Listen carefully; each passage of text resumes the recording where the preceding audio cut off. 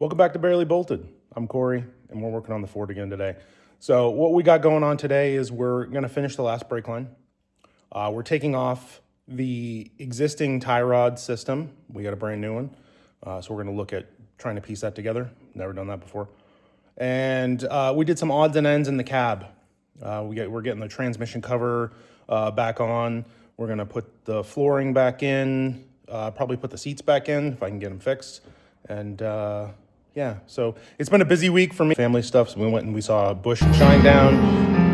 We were going to see Summer of Loud today, so that's exciting. And yeah, we're just having a good time during summer and trying to get some truck stuff done in the meantime. So stick around. And again, if you like the content, you really should check out our previous videos of the truck so you're up to date. And make sure you like and subscribe. So and drop us a comment. Let us know if we're doing something wrong. We'd love to hear that because we want to do it right. So yeah, stick around. Enjoy the video.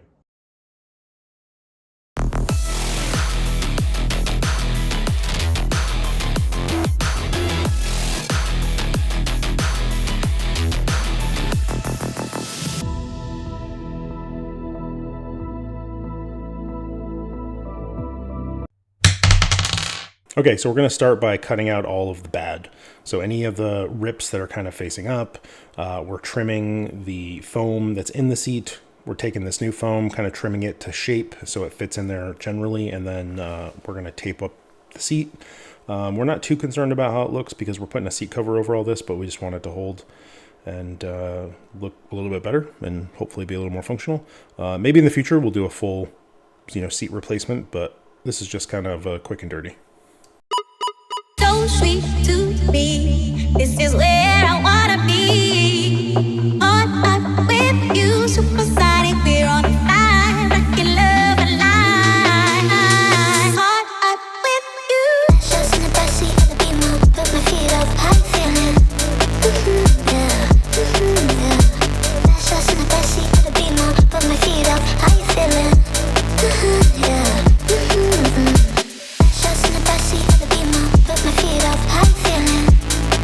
What are we doing, Julian? Why don't you tell people what we're doing? So we're putting on the transmission cover. So as you can see, my dad here is trying to, glue on the transmission cover and then put the screws in, which is, in my opinion, a bad idea.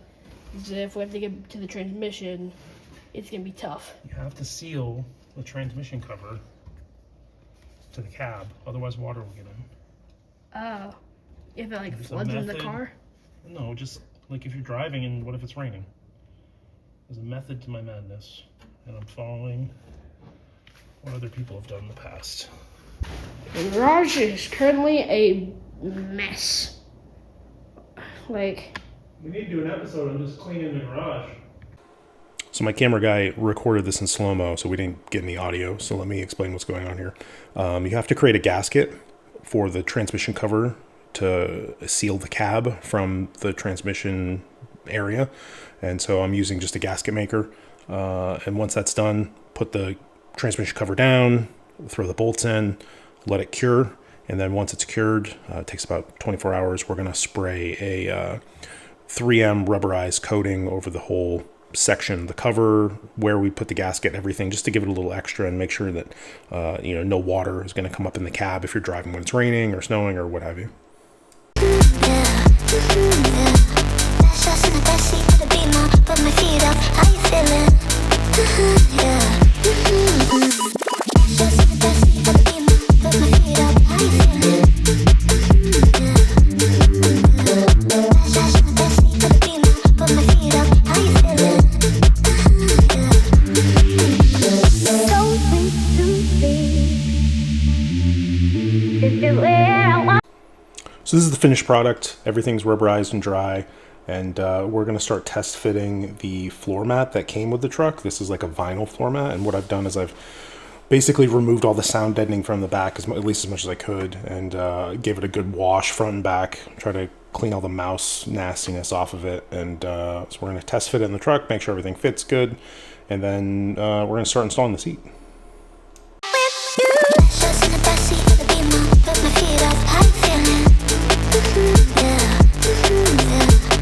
Just in the backseat of the Beamer, put my feet up, how you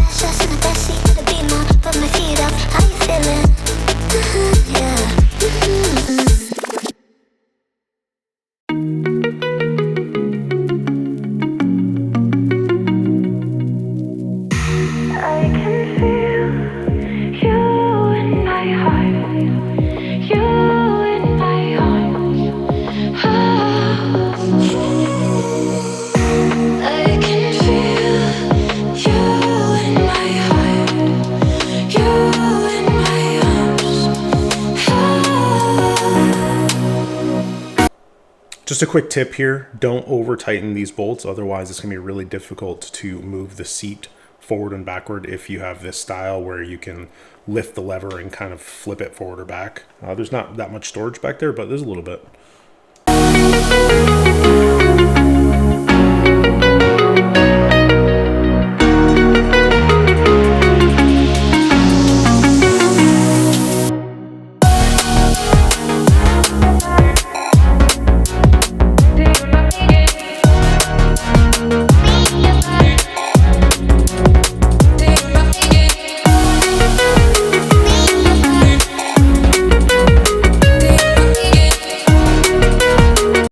All right, so this is how the interior turned out. Again, this is just some janky tape, but we got like a real retro kind of 90s seat cover, which is cool.